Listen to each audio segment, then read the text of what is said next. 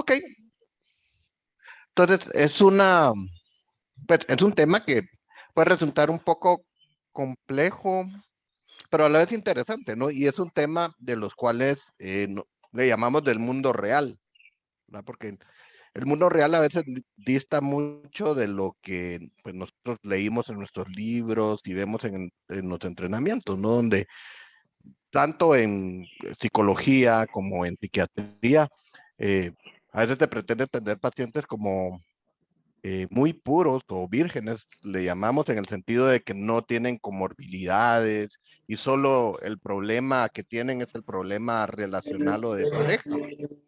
Pero sin embargo, nos vamos dando cuenta que a veces eso es más la excepción que la regla, ¿no? ¿Verdad? O sea, es más común ver problemas de pareja donde alguno de los miembros de la pareja tiene algún tema de comorbilidad, que puede ser depresión, alguna cuestión de ansiedad, o una terapia familiar donde uno de los miembros de la familia pues está padeciendo de eso, ¿no?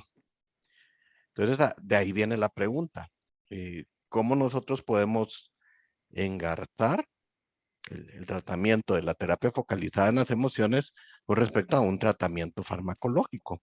Y cómo debemos abordar esto, tratar, y por supuesto, que este es otro de los objetivos de esta conversatorio, eh, para los colegas que pues, no son médicos y no son psiquiatras, pues entender un poco las categorías mayores de psicofármacos que existen y cuáles son las principales indicaciones clínicas que hay para cada uno de ellos. Entonces, teniendo esa introducción, pues voy a comenzar a compartir pantalla y iniciamos. Perfecto. Ok. Entonces vamos a iniciar haciéndonos esta pregunta, ¿no? Eh, la terapia focalizada en las emociones y los psicofármacos. Entonces, como un ciclo negativo donde se pelea la terapia como en los psicofármacos, o más bien puede ser un encuentro, conexión donde hay una colaboración mutua que ayude a la pareja a salir adelante, ¿no? O ayude a la familia a salir adelante. Para lo cual vamos a comenzando por un caso, ¿no? Y este caso que tuve yo hace 3, 4 años, es un caso de una familia compuesta por la mamá de 30 años de edad, el papá de 33 años, ya teniendo un hijo de 7 años y una hija que acaba de nacer y tiene un mes de edad. Entonces, el diagnóstico por el cual consultaron inicialmente era por una depresión postparto, que se empezó a desarrollar, de hecho, más que postparto, un poco antes de la resolución del parto, unas 2 semanas antes, la madre empieza a deprimirse y después de dar a luz, se hacen como más marcados los síntomas depresivos, ¿no? Que básicamente en esta paciente consistían en irritabilidad, o sea, bastante enojada, tristeza, y había un rechazo de la madre hacia el recién nacido, hacia la hija de un mes de edad. Y eso provocaba que el esposo, al ver a su esposa irritable, triste y que le costaba el cuidado de la bebita, no hallaba qué hacer, cómo ayudarla. Al principio le ofrecía ayuda continuamente, se buscaba también el apoyo de la suegra, de la misma madre, del esposo, pero no, esto no aliviaba el nivel de irritabilidad y tristeza que tenía esa mamá.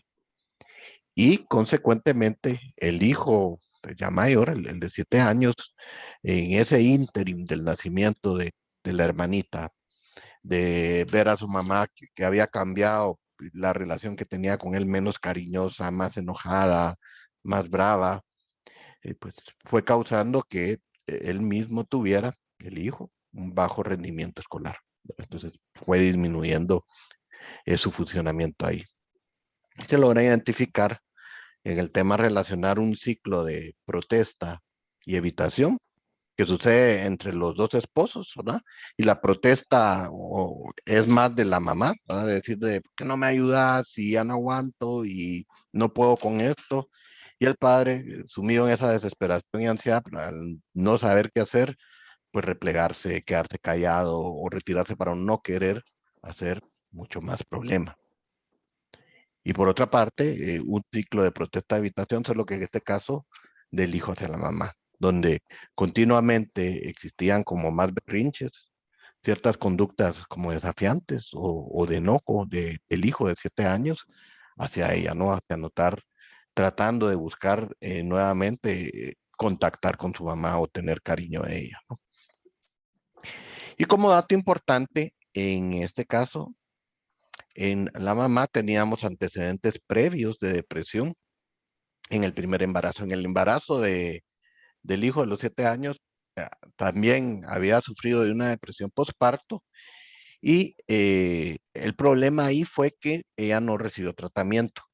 Entonces, al no recibir tratamiento, tuvo que afrontar esto prácticamente sola y tuvo una duración de 5 meses de estar con tristeza, irritabilidad, y eso reconoce el esposo que deterioró bastante las relaciones entre ellos dos, y por eso te tardaron tanto tiempo después para tener otro hijo, ¿verdad? Porque no se animaban por los problemas que les había causado.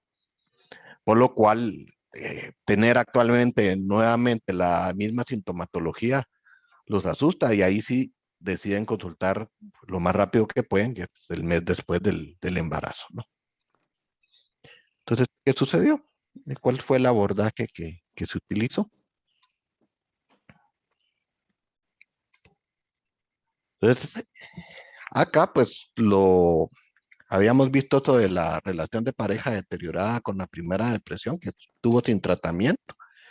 Entonces se inició un tratamiento con un antidepresivo que el nombre de la sustancia activa es sertralina, a una dosis de una tableta de 50 miligramos al día en la mamá.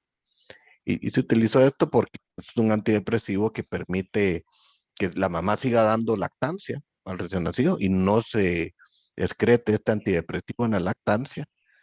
eh, y es totalmente compatible por el tema de posparto, ¿no? También se le dio psicoeducación al esposo sobre lo que era la depresión postparto, que muchos de los errores que habían cometido en no dejar tratamiento en la primera depresión que se dio era como entrar en negación acerca del cuadro, como decirle a la esposa, bueno, pone más de tu parte, hay que levantarte, si le echas ganas vas a salir de esto, no hace falta tomar medicinas porque pues le estás dando de lactar al bebé. eh, la depresión es una cuestión de actitud, ¿verdad? Entonces, se tomó definitivamente eso como una cuestión primordial y cardinal para que el esposo entendiera muy bien lo que se trataba el cuadro de la depresión. La madre, por su parte, se le refirió para que recibiera una terapia individual, además del tema de medicamentos, de 10 sesiones cognitivas conductuales para manejar esa depresión. Y pasamos en cuanto a la evolución de tener un punteo inicial en una escala de Montgomery-Åsberg. La Montgomery-Åsberg es una escala que nos mide síntomas depresivos, ¿verdad? Que son 10 ítems que cada uno los va calificando de 0 a 6, dependiendo qué tan fuerte e intenso está el síntoma, ¿no? Y se miden síntomas como el insomnio, la falta de apetito, la desconcentración, la fatiga, las ganas de hacer las cosas, pensamientos negativos, ideas suicidas y por supuesto tristeza aparente, o sea, lo que se puede ver y la tristeza reportada por el paciente. Entonces puede ir desde 0 a 60 puntos. En esta escala, entre más alto es el punteo, más gravedad de síntomas depresivos existe. De tal manera que de 19 puntos para arriba se considera una depresión moderada y de 35 puntos para arriba una depresión severa hasta llegar a los 60. Entonces, en el caso de esta paciente tenía 34 puntos. Está en la frontera de moderado a grave al inicio, ¿no? A las 18 semanas de haber iniciado el tratamiento, pues ya había bajado a 10 puntos. Prácticamente había entrado en remisión a depresión. Entonces, fue un buen punto de quiebre comparativo con la depresión inicial que había tenido hace 7 años con el primer bebé, que había durado 6 meses, y esto en 18 semanas, pues ya había remitido, ¿no? Y posteriormente, lo que se le recomendó fue hacer terapia focalizada en las emociones de familia para ayudarles en el tema de la relación a la pareja y a la vez también ayudar el tema que estaban teniendo con el chiquito de 7 años. Y eso nos llevó 9 sesiones. ¿Y qué pasó a nivel eh, cuantitativo, podríamos decir? Entonces, nosotros lo que hicimos fue medir, pues, tanto los síntomas depresivos de la mamá, que están en esta escala, que se llama Montgomery-Åsberg, pero también a nivel de relaciones y cuando damos terapia pareja-familia, utilizamos una escala que se llama GRF, que es la escala de eh, funcionamiento global y relacional, ¿verdad? Y es una escala que va desde 0 hasta 100.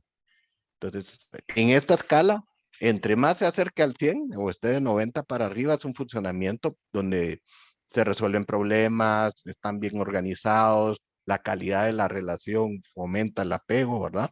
Hay 4 aspectos que se evalúan, que son estos, ¿no? La unidad relacional, la capacidad de organización, la capacidad de resolver problemas y algo importante para nosotros es la capacidad de expresar las emociones abiertamente, ¿no? De una manera no reactiva, sino que pues, más vulnerable. Entonces, la GARF, a nuestro inicio de tratamiento lo teníamos en un nivel de 40 puntos, ¿verdad? Ahí, cuando ustedes bajan el artículo pueden ver los rangos y en base a cada una de las características ir sumando. Después, a los 3 meses de tratamiento, a las 12 semanas, ya había mejorado esto a 60 puntos y a las 4 semanas del tratamiento de FFT ya teníamos un puteo de 80, que si bien no era perfecto comparado con el inicio, era una mejoría de más del 50% de los síntomas iniciales, ¿no? Y de igualmente a nivel correlativo con el tema depresivo de la mamá, el punteo inicial de 34 fue bajando a las 12 semanas a 18 puntos, para que una depresión leve, y a las 24 semanas, pues ya había remisión total, que era abajo los 10, eran 3 puntos prácticamente lo que tenía, ¿no? Entonces, este es un ejemplo de un trabajo en equipo interdisciplinario, ¿no? Donde, pues una condición comórbida clínica, aunado a un problema relacional tanto de pareja como de familia, ¿no? De mamá e hijo, pues fue abordado, ¿no? Y en este caso, pues tuvimos que trabajar 3 personas, su servidor como psiquiatra, utilizamos una terapeuta individual cognitivo-conductual y también se le dio terapia familiar focalizada en las emociones. Entonces, usando esto como ejemplo, podemos partir entonces a el tema que nos compete, ¿no? Entender de qué se tratan los psicofármacos, qué son estos, ¿no? La definición. ¿Cuándo es que se prescriben psicofármacos? ¿Verdad? Porque no es todo el tiempo que se prescribe, no cualquier consulta en el psiquiatra, si el psiquiatra pues habitualmente está bien preparado y todo, no siempre se van a indicar los psicofármacos, ¿no? Y no, y van a haber tiempos específicos, habrán fármacos que son como muy temporales y habrán fármacos que sí tienden a ser más crónicos, ¿no? Vamos a hablar de la evidencia, la eficacia en tratamiento combinado, como en estudios comparativos donde solo se le ha dado la medicina versus terapia, es mejor el tratamiento combinado en términos de prevenir recaídas a largo plazo, ¿no? Y de ahí, eh, pues no pretende ser un tratado de psicofarmacología lo que les voy a dar, pero sí entender los conceptos generales y básicos y las indicaciones como muy claras de lo que son antidepresivos, ansiolíticos, estabilizadores del ánimo, antipsicóticos, hipnóticos y psicoestimulantes, que pues no son todos los psicofármacos, pero en la humilde opinión de su servidor, yo creo que son los que más utilizamos en la práctica privada e institucional en todos los lugares del mundo, ¿no? Entonces, ¿qué es lo que define un psicofármaco? Podríamos decir que es un neuromodulador. ¿Por qué? Porque los psicofármacos, dependiendo la prescripción, las dosis, en algunos casos van a actuar como excitadores del sistema nervioso central, es decir, aumentan la actividad de ciertos grupos neuronales, como podría ser el caso de los psicoestimulantes para el déficit de atención, donde aumenta la dopamina a nivel del lóbulo frontal y eso ayuda a mejorar la falta de atención. Y en otros casos van a ser inhibidores, ¿verdad? Como puede ser el caso de los ansiolíticos, ¿verdad? Medicamentos que aumentan una sustancia que se llama ácido gamma-aminobutírico y disminuye la actividad neuronal en ciertas áreas, como pudiera ser el sistema límbico. Y eso disminuye el nivel de ansiedad, ¿verdad? Entonces, por eso el término más exacto para hablar de psicofármacos son medicamentos que neuromodulan. En algunos casos van a aumentar la actividad neuronal y en otros casos la van a disminuir. Y que por supuesto esa neuromodulación va a tener alguna influencia en lo que son emociones, ¿no? Antidepresivos que ayudan a disminuir y mejorar esa tristeza crónica, o antidepresivos que se utilizan para trastorno de control de impulsos y de repente esa irritabilidad explosiva, como puede ser el desorden explosivo intermitente, es baja, ¿va? Es más controlable, ¿no? También conductas, ¿verdad? Por ejemplo, lo que puede ser un trastorno de ansiedad social, ¿verdad? Donde la persona se inhibe, evita, huye de las situaciones, pero cuando ya está tomando un regulador de la serotonina, ya es menos intenso ese nivel de ansiedad y junto con la terapia se puede exponer a hablar en público. Ya no huye, ya cambia esa conducta, ¿no? Por supuesto, respuestas fisiológicas que van asociadas a los temas emocionales, ¿no? Como la taquicardia, la tensión muscular, la sudoración, que bajando el nivel de reactividad, eh, de activación del sistema nervioso de emergencia, el sistema nervioso simpático, pues ya se modulan más este tipo de reacciones y ya no son tan exageradas, ¿no? Es más manejable para la persona. Y también algunos fármacos pueden ayudar a modular lo que sería la cognición. Y acá tenemos que hacer una diferenciación de cognición que se ha hecho en los últimos 10 años desde el punto de vista de la neuropsicología. Actualmente hablamos de cogniciones de tipo caliente y cogniciones de tipo frías, ¿no? ¿Cuál es la cognición de tipo caliente? La hot cognition, que le dicen en inglés. Esos son el tipo de cogniciones que están muy influenciadas por el tema emocional. Son aquella cognición que va ligado y asociada directamente con un significado emocional. ¿Y eso cuáles son? Pues en TFL lo entendemos perfecto. Podríamos decir que nuestra parte superior del ciclo, lo que es la percepción acerca de sí mismos y los demás, asociado a la emoción reactiva, esa es la cognición caliente, ¿verdad? No sé por qué le pusieron caliente, pero me imagino que tiene que ver con la reactividad que puede provocar, o la hostilidad, o irritabilidad, o la sensación de desconexión. Entonces son percepciones, ¿verdad? Que son cogniciones asociadas a esto. Ahora, las cogniciones frías, aunque si bien es cierto, las emociones las pueden influir, no tienen una relación tal vez tan directa con algún significante emocional, sino que son más funciones de tipo neurocognitivo, lo cual podría ser, por ejemplo, nuestra atención, ¿verdad? Ya sea la atención simple, que es la atención que logramos tener durante 5 minutos, o atención compleja, aquella de que es más de 15 minutos. En cognición fría, aparte de la atención, también incluye lo que es la memoria, tanto nuestra memoria verbal como la memoria visual. Y en la cognición fría también se pudiera incluir la velocidad de procesamiento, la velocidad a la cual reaccionamos a ciertos estímulos, ¿no? Entonces, de tal manera que tanto la cognición de percepciones y activación por modelos operativos internos, junto con lo que medimos en test neuropsicológicos de atención, memoria y velocidad de procesamiento, que es la cognición fría, puede verse influenciada por el tema de la neuromodulación de psicofármacos, ¿no? Entonces, dicho esto, es neuromodulador. Puede ser excitador o inhibidor dependiendo del sistema y puede causar un cambio a nivel emocional, conductual, fisiológico o cognitivo. Entonces, ¿cuáles son indicaciones clínicas, ¿no? Si ustedes se quisieran llevar como el tip o lo que más les va a funcionar de recordarse de esta conferencia, yo creo que tal vez esta sería la diapositiva más importante de todas, ¿verdad? ¿Cuándo es que se indica un psicofármaco? ¿Verdad? Y hay varias consideraciones. Una de las primeras es que hay un nivel de disfunción moderada, eso quiere decir que interfiere significativamente en la vida de la persona, o severa, y severa cualitativamente podríamos decir una disfunción que incapacita a la persona, ¿no? Entonces, interferencias significativas como alguien que puede seguir trabajando, pero está rindiendo un 50% de lo que normalmente se podría rendir. Y una severa es que ha faltado días al trabajo porque ya lo incapacitado, ¿no?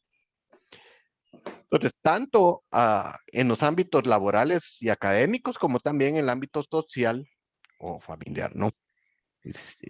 Distensiones moderadas a severas, pues serían indicaciones de considerar utilizar un psicofármaco.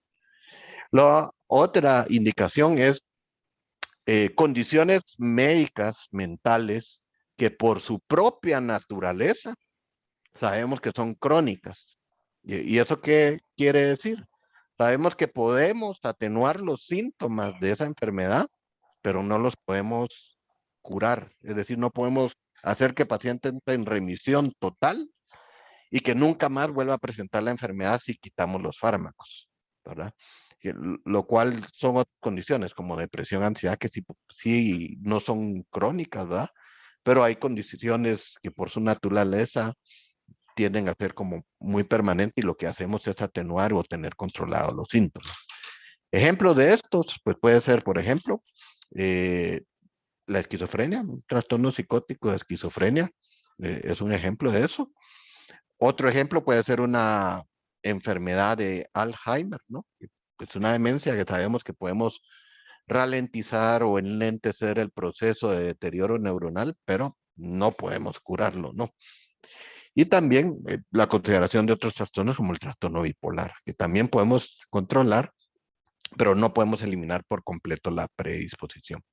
Entonces, enfermedades que por su naturaleza tienden a ser crónicas, con más razón hay una indicación de un psicofármaco. La tercera indicación es que existiera una recurrencia frecuente. ¿Qué quiere decir esto? Que ya se tuvo un episodio previo en el pasado y que la persona cada cierto tiempo vuelve a tener nuevamente ese episodio de enfermedad.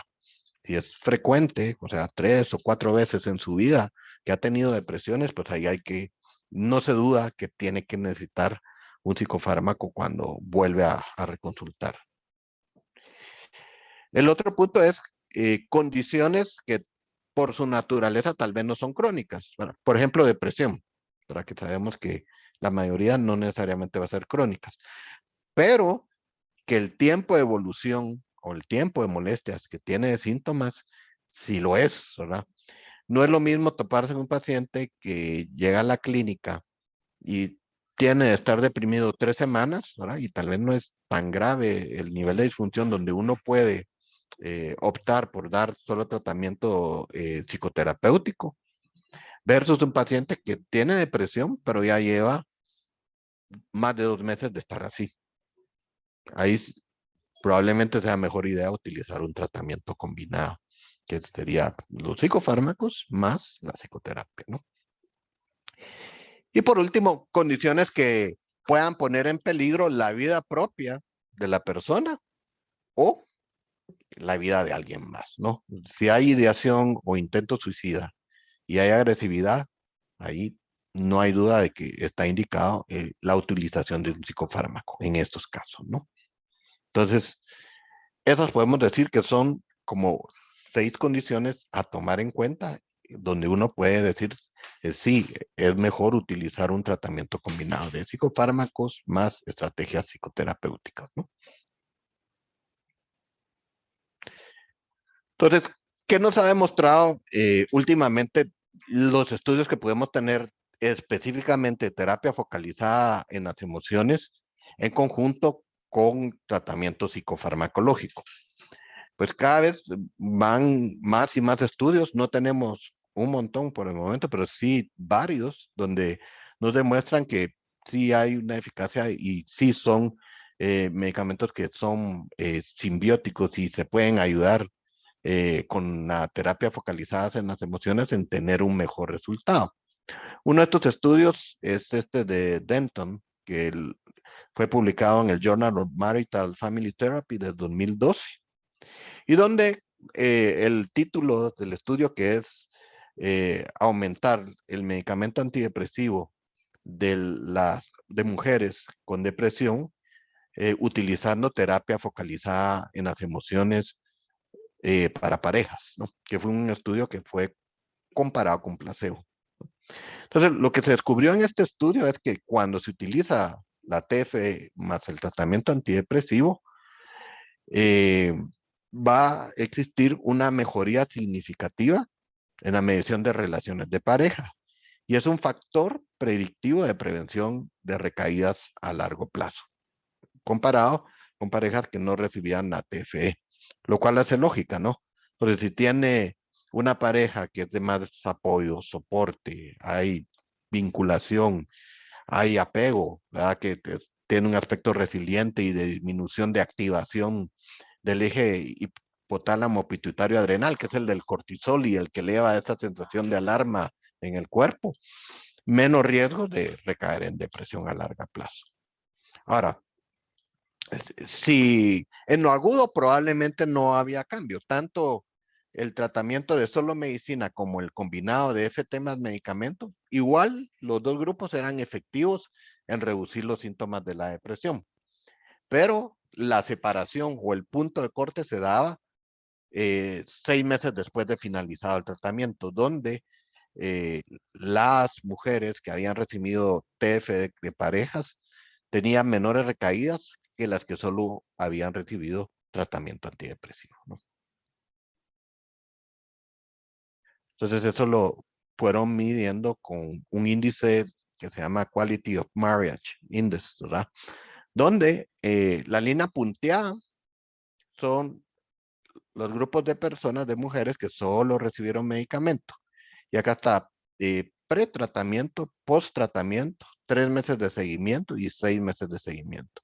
Y la línea continua son las personas que recibieron medicación y tratamiento focalizado en las emociones de pareja, ¿no? Entonces, ese índice de calidad del matrimonio o de la pareja va desde los 0 hasta los 30 puntos. Entre más alto es el índice, es mejor la relación, ¿verdad? Hay más sensación de unión y de menos problemas. Entonces, si se dan cuenta, medicamentos, empezó a mejorar el antidepresivo, ¿no?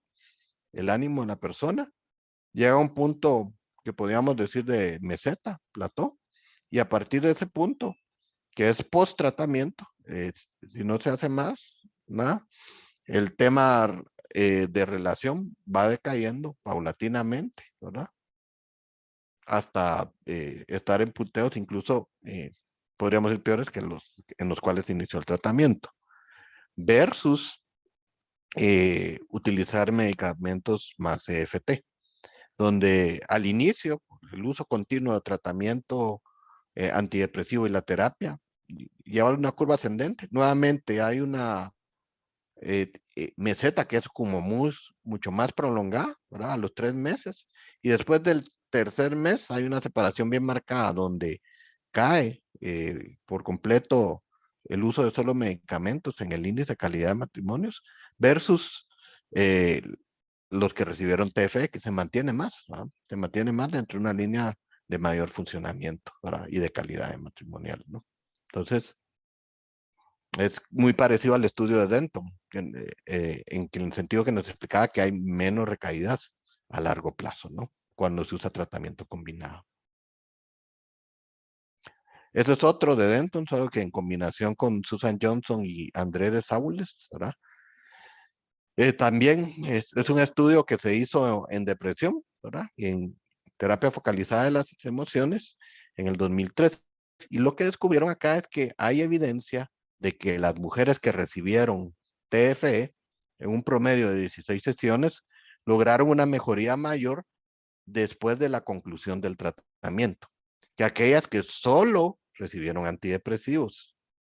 Los resultados sugirieron que el EFT podría ser útil en el tratamiento del trastorno depresivo mayor comórbido, ¿verdad? Con un problema de relación de pareja, y también para aliviar la angustia relacional que puede existir en esas familias donde uno de los dos miembros está deprimido. Y acá hay otro estudio de TFE y ansiedad generalizada.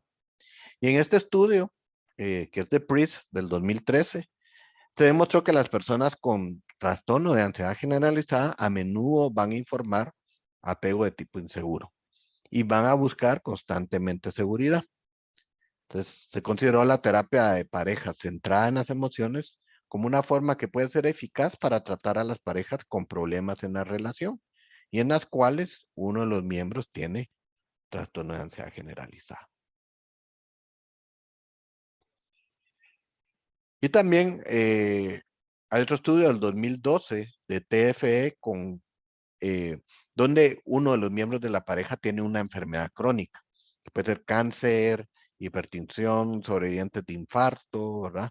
Pero una enfermedad que requiere un cuidado, podríamos decir como continuo o crónico.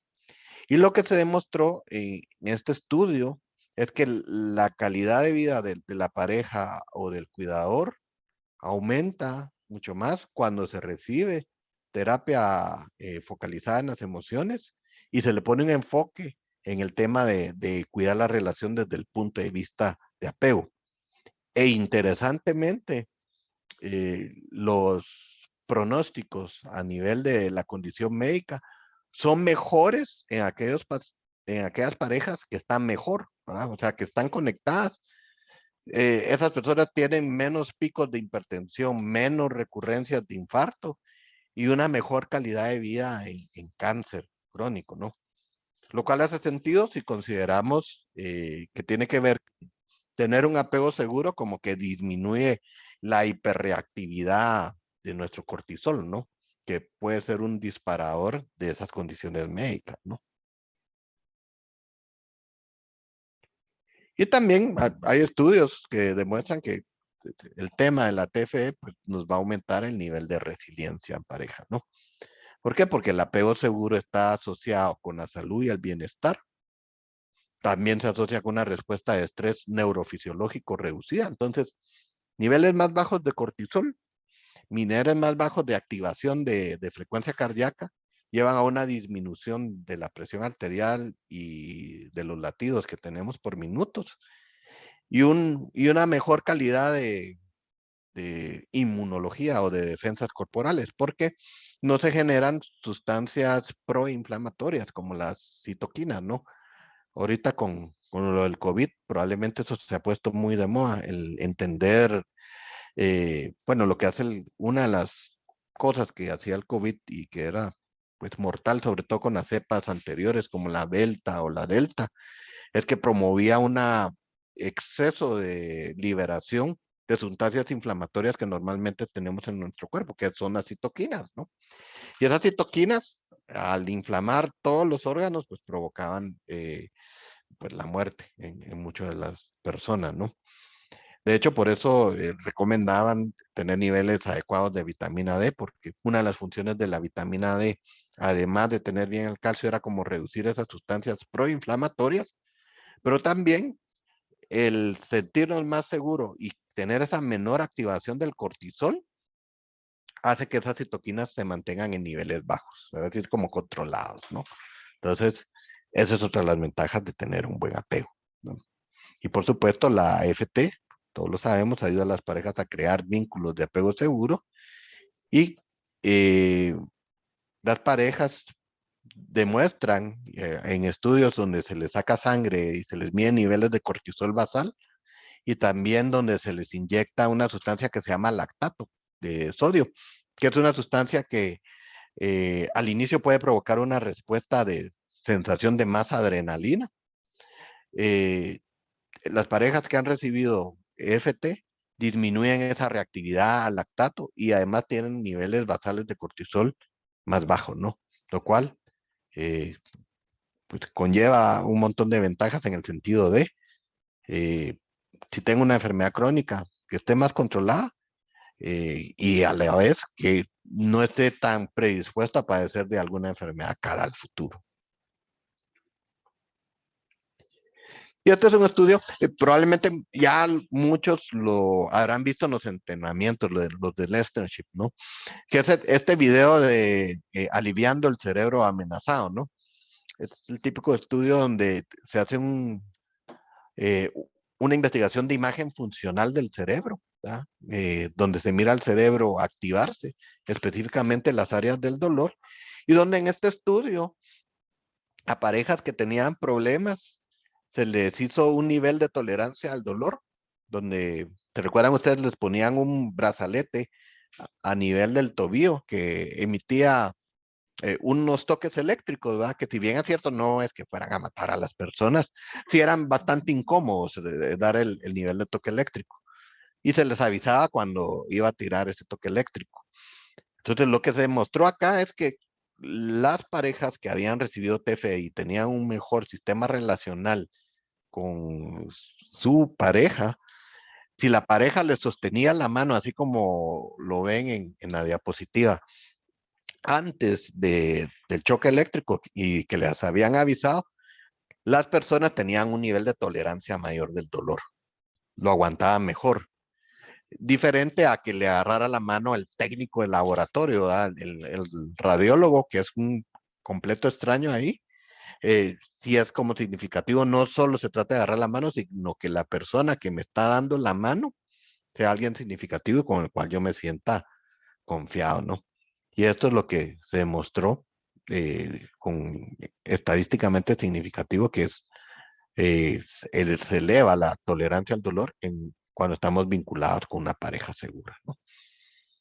Y esos son los niveles de excitación y de, por decirlo así, de confort que las personas tenían pre-FT y post-FT con respecto a estar solos con un extraño, ¿ah? Acá con el extraño, como miran el nivel de confort, pues no importa mucho pre-FT, o tal vez que la FT le ayuda a tener un poquito más de confianza, pero no es que sea más significativo, contrario a lo que pasa con un compañero con donde sí me siento yo involucrado, ¿no? Con mi pareja, donde el nivel de confort es mucho mayor cuando ya recibí la terapia focalizada en las emociones, ¿no?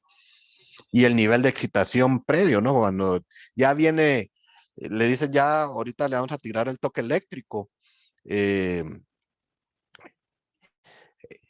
en un estudio pre-FT, pues sí hay un nivel de activación muy similar a estar con extraños o alguien solo, pero después del tratamiento de pareja disminuye ese nivel de activación, es decir, menos descarga de cortisol, menos descarga de adrenalina, tolero mejor el dolor, ¿verdad? Eso me hace tener como mayor capacidad, mayor aguante al dolor, ¿verdad? Pero eso es un extraño, pues que no importa, ¿no? Incluso se pone todavía más nervioso después del tratamiento, ¿no? Ok, entonces, tomando en cuenta que sí hay una eficacia y podríamos decir no pelea la TFE con tratamiento psicofarmacológico, incluso podemos considerar que es un booster, ¿no? Nos ayuda a cara a largo plazo a prevenir recaídas, a evitar enfermedades crónicas. Pues entonces, hablemos un poco de lo que son las diversas clases farmacológicas y sus indicaciones. Para lo cual acá les tengo que decir algo. Los nombres de los psicofármacos pueden resultar engañosos. ¿Y en qué consiste esto? Pueden resultar engañosos porque el nombre que se les asigna usualmente se les asignó por el primer uso clínico que se les encontró, ¿verdad? De tal manera que los antidepresivos, el primer uso clínico que se les encontró es como para tratar la depresión. Pero conforme ha avanzado la investigación y se han dado cuenta de los otros usos, eh, sabemos que aunque se llaman antidepresivos, los antidepresivos, por ejemplo, nos sirven para otras condiciones clínicas, como pueden ser trastornos de ansiedad, trastorno de control de impulsos, nos pueden servir en tratamiento de la bulimia nerviosa, nos pueden servir también como moduladores del dolor, ciertos antidepresivos, ¿no? Entonces, tomando en cuenta esto, que no solo porque se llamen antidepresivos o antipsicóticos van a servir para esa condición clínica, sino que el mejor nombre debiera ser neuromodulador para todo, prácticamente, ¿no? Tomando en cuenta eso, pues podemos hablar de los antidepresivos que fueron moléculas diseñadas cuyo objetivo terapéutico inicial era eliminar los síntomas depresivos. Y habitualmente, cómo actúan es en la regulación final de sustancias químicas que permiten la conexión de diversos circuitos neuronales, ¿verdad? Y dependiendo de cuál sea el fármaco, así va a actuar más sobre diferentes neurotransmisores. Habitualmente, los tres neurotransmisores más descritos son las monoaminas endógenas, que son estas tres, la serotonina, la noradrenalina y la dopamina, que cada quien tiene como sus gracias, todos sirven para regular el ánimo, pero cada quien tiene una gracia diferente, ¿no? Por ejemplo, la serotonina está en el centro de la saciedad y permite que uno pues, frene el impulso de comer. También la serotonina tiene que ver junto con la noradrenalina en modulación del dolor. Y es un neurotransmisor que nos funciona mucho para modular, aparte de percepciones del olor, ruidos, luces fuertes, de tal manera que en la noche juega un papel de mantenimiento del sueño, el aspecto serotoninérgico. Por otra parte, la noradrenalina pues, regula el ánimo, regula la ansiedad, se puede activar en situaciones de emergencia y darnos esa energía extra que tenemos. Y es un neurotransmisor muy ligado a las cuestiones de sociabilidad, cuando necesitamos interrelacionarnos con los demás. La dopamina, por otra parte, pues una de sus funciones es mantener la atención, brindarnos esa sensación de recompensa, sensación de energía, pero energía psíquica, o sea, del pensamiento. Y eh, como estamos viendo, hay funciones específicas y funciones generales de cada neurotransmisor. Entonces, el punto ahí es que los antidepresivos van a tocar uno o estos o varios neurotransmisores y dependiendo del neurotransmisor que tocan, así va a ser el efecto clínico que se produce, ¿no? Sí. Ok. Entonces, esta es una diapositiva que demuestra el mecanismo de acción. En términos sencillos, los antidepresivos pueden actuar a este nivel, que sería como evitando el reciclaje del neurotransmisor y haciendo que se acumule más entre una neurona y otra y que eso se resulte en una mejor conexión de un mensaje a la otra neurona. También pueden actuar promoviendo la generación del neurotransmisor en la neurona que antecede la conexión, que se llama sinapsis, ¿verdad? Y entonces, si la sinapsis se llama la conexión se llama sinapsis, la neurona presináptica que está antes de esa conexión es la que genera el neurotransmisor. Entonces, a los antidepresivos pueden generar mayor producción de esto, pero también pueden evitar el reciclaje, que la mayoría hacen esto, evitar el reciclaje. O bien, un tercer mecanismo de acción, que es este. Hay enzimas en este espacio sináptico que lo que hacen es pasar recogiendo como el neurotransmisor sobrante. Es como los carritos o los camiones de basura, ¿va? Que después de un evento, de un partido en un estadio de fútbol o de un concierto en un parque, pasan limpiando como los carros de la municipalidad o el servicio sanitario. Estos son estas enzimas que pasan eliminando el neurotransmisor sobrante. Entonces, otro efecto de los antidepresivos o mecanismo de acción por el cual trabajan podría ser eh, bloquear estos carritos recogedores, ¿verdad? De neurotransmisores y aumentar nuevamente más neurotransmisión en la conexión que va a traducirse en más respuesta de la neurona que está después de la conexión, que se llama posináptica, ¿no? Entonces, cualquiera de estos tres mecanismos de acción pueden ser utilizados por los antidepresivos. Y la evolución, como pasa con la mayoría de fármacos, ha sido a lo largo del tiempo. conforme ha pasado el tiempo, hemos ido descubriendo cada vez más fármacos y diferentes eh, acciones clínicas y a la vez como evolucionando, buscando antidepresivos que sean más selectivos, es decir, que toquen menos neurotransmisor y al ser más selectivos probablemente tengan menos efectos secundarios, ¿no?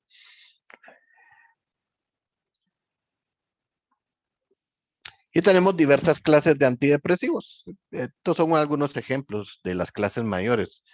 Estas por sus siglas es antidepresivos tricíclicos, que podríamos decir que son de los primeros que se descubrieron después de estos que son inhibidores de la monoaminoxidasa por sus siglas, ¿no? Y estos antidepresivos tricíclicos, pues no les puse nombres comerciales en todos porque varía mucho si es Latinoamérica, Estados Unidos o España, les cambian el nombre, aunque sean de la misma marca, cambian un poco nombre por regulación. Acá lo que fui poniendo fue los compuestos químicos, ¿no? De entre los más usados, uno se llama mitriptilina, imipramina, decimipramina. Hay otro que no está acá que se llama clorimipramina. Los ICRS que sí, segurísimo, creo que todos los que están acá más de alguna vez han escuchado, porque son de los más utilizados. Y el representante de esta clase farmacológica, y que dio mucho que hablar en la época de los 90, fue el Prozac, ¿verdad? Que es la fluoxetina. ¿Verdad? Este fue el primero que se descubre como ICRS y casi al mismo tiempo en Europa sale la fluvoxamina, que es el Luvox, que es otro de los representantes, ¿no? Pero tenemos citalopram, excitalopram, que es Lexapro, fluoxetina, que es Prozac, fluvoxamina, que es el Luvox, paroxetina, que es Paxil, y sertralina, que tiene diversos nombres. En algunos lugares le dicen Altrulina, que es Latinoamérica, Zoloft en Estados Unidos. Luego tenemos antidepresivos que inhiben la recaptura de serotonina y noradrenalina. Y representantes, venlafaxina, duloxetina y desvenlafaxina. Y algo especial de estos es que el efecto que tienen sobre serotonina y noradrenalina permite aumentar el umbral de tolerancia al dolor. Entonces, son medicamentos que también se sirven para tratar dolores neuropáticos. Están los inhibidores de la monoaminoxidasa, que son los primeros que se descubrieron. Probablemente los más utilizados son penelcina y tranilcipromina. Y hay otros que no caen dentro de estas clases farmacológicas, como puede ser el bupropión, la trazodona, la mirtazapina, y recientemente la vortioxetina. Entonces, algo importante es que cada una de esas clases tiene como características similares en cuanto al efecto clínico de antidepresivos, pero van teniendo diferencias en cuanto a qué tantos efectos secundarios causan y si tienen otras aplicaciones clínicas, como por ejemplo estos. ICRS sirven también para trastornos de ansiedad, control de impulsos y bulimia. Estos, aparte de para depresión, sirven para modular el dolor.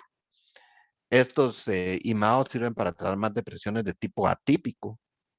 Y estos tricíclicos, además de servir para depresiones, sirve para enuresis algunos y algunos tienen algún efecto leve sobre el déficit de atención. Y los otros, como por ejemplo el bupropión, se puede utilizar para dejar de fumar, además de actuar como antidepresivo y actuar un agente contra el déficit de atención. Y este es un hipnótico también. Entonces, cada uno tiene como un efecto clínico y acá se refuerza lo que yo les decía. El nombre a veces es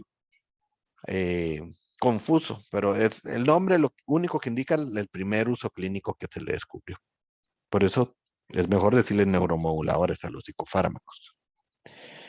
Normalmente lo que se debe considerar a la hora de elegir un tratamiento con antidepresivo, además de las indicaciones clínicas, es la preferencia del paciente, ¿no? Pues es un medicamento que habitualmente se va a usar 6 meses, entonces es importante. Si el paciente les dice que se lo quiere tomar más en la noche porque tiene insomnio, pues escoge un antidepresivo que tenga algún efecto sedativo para que le ayude a eso.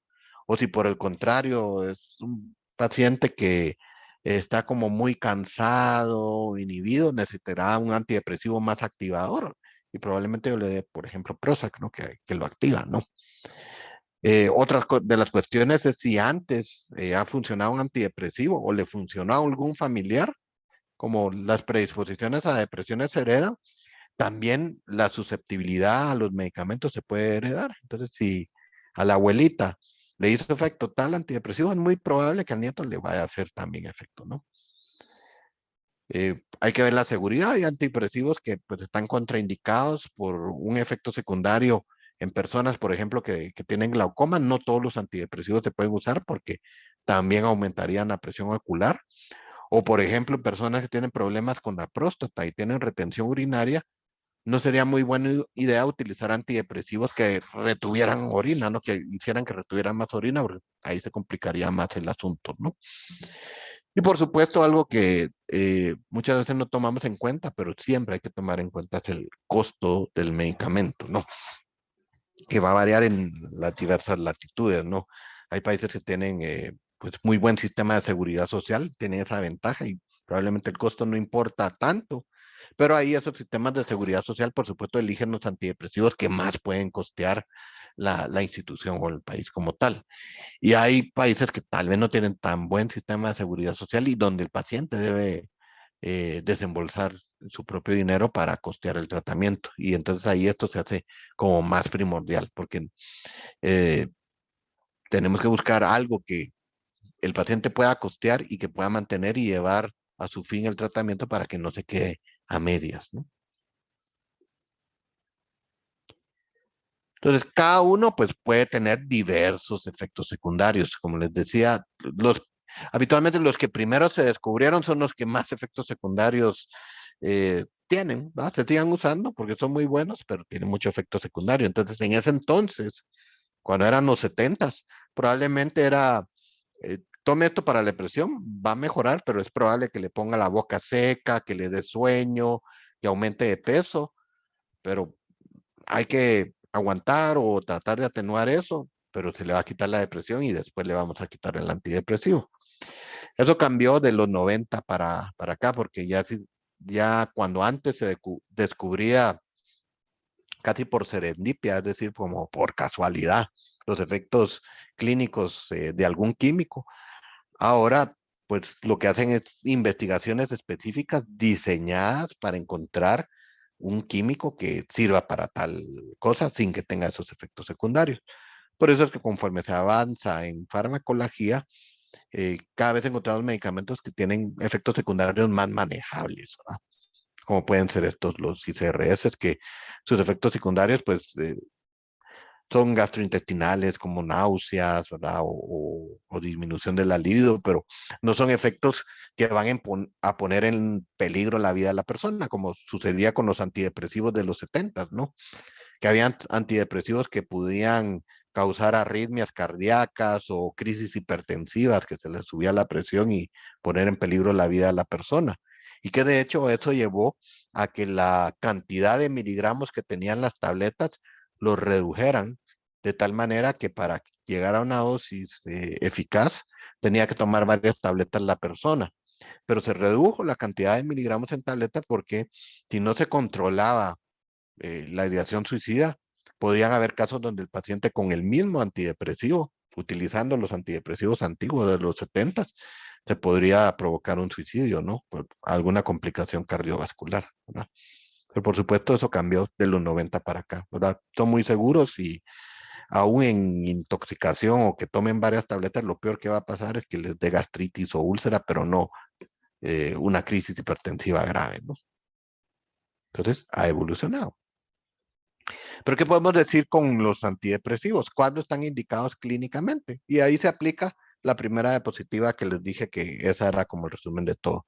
Si es de moderado a grave el nivel de severidad, por supuesto.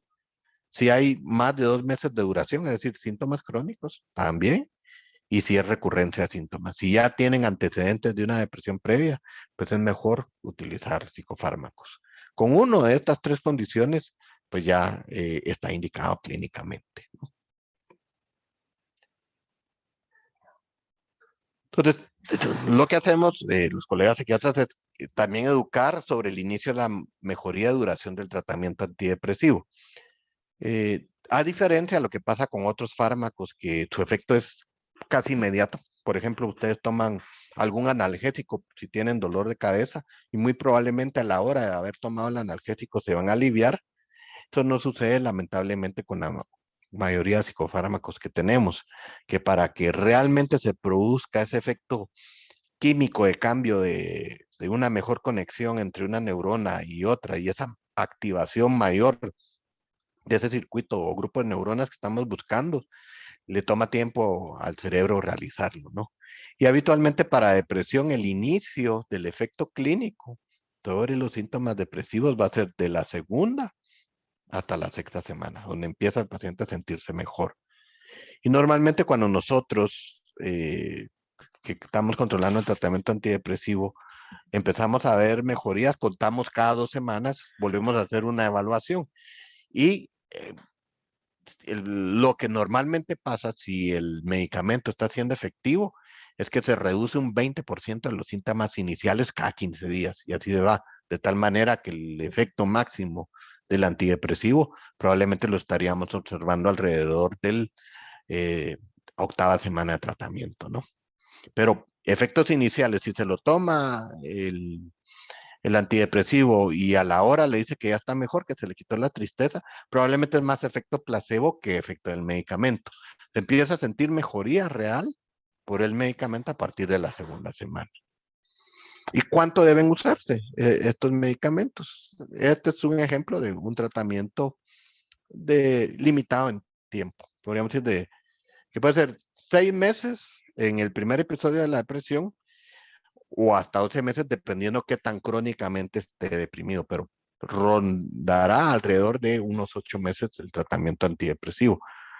Y es bien importante que termine el tratamiento, porque si el paciente se siente nítido, libre de síntomas al segundo mes, pero el paciente se quita el antidepresivo, es decir, no termina los 6 meses, sino se queda con 2, el chance o la probabilidad que de a 5 años vaya a volver a la depresión aumenta como un 20-30%, versus un paciente que completó el tratamiento, terminó sus 6 meses de tratamiento, que disminuye de 10% para abajo, ¿no? O sea, es significativo. Y como les decía, hay otros usos clínicos de los antidepresivos, por ejemplo, para trastorno obsesivo compulsivo, que funcionan los inhibidores de la recaptura de serotonina y los antidepresivos tricíclicos. Para trastornos de ansiedad y también de estrés postraumático, nos pueden servir los duales, los que son sobre serotonina, noradrenalina, los inhibidores de la recaptura de serotonina y los tricíclicos. Para dejar de fumar y el TDAH, como les mencioné, el Wellbutrin. Para el trastorno disfórico premenstrual, que es ese cambio marcado de ánimo, irritabilidad, molestias, casi como que si fuera una mini depresión una semana antes del periodo menstrual, los ICRS pueden quitarlo. Y curiosamente, utilizar antidepresivos solo la semana antes del periodo menstrual lo alivia. No, no es necesario que lo siga tomando el resto del tiempo, ¿no? Bulimia nerviosa, por lo de la saciedad de la serotonina, el Prozac funciona muy bien eso. Y también la mayoría de trastornos de control de impulsos, los ICRS pueden ayudar a tener un mejor control en lo que sería desorden explosivo intermitente, ludopatía, piromanía, ¿verdad? O cleptomanía, dentro de las condiciones clínicas que están acá. Y ansiolíticos. Los ansiolíticos, hay que hacer una diferenciación clara entre ansiolíticos del tipo benzodiazepínicos, que podríamos decir son todos los derivados del diazepam, el Valium famoso, ¿no? Versus los medicamentos que pueden servir para controlar la ansiedad, pero no son benzodiazepínicos, no tienen nada que ver con el diazepam. Entonces, las benzodiazepinas más utilizadas a nivel, podríamos decir, eh, mundial, tienen a ser clonazepam, que es una benzodiazepina de larga duración, que dura el efecto 24 a 72 horas sobre la ansiedad. El alprazolam, que sus nombres son Tafil o Xanax, ¿verdad? Es una vida media intermedia, el efecto clínico está alrededor de unas 6 a 8 horas. Y el lorazepam, su efecto clínico ronda alrededor de las 8 horas, que también es de vida media intermedia, ¿no?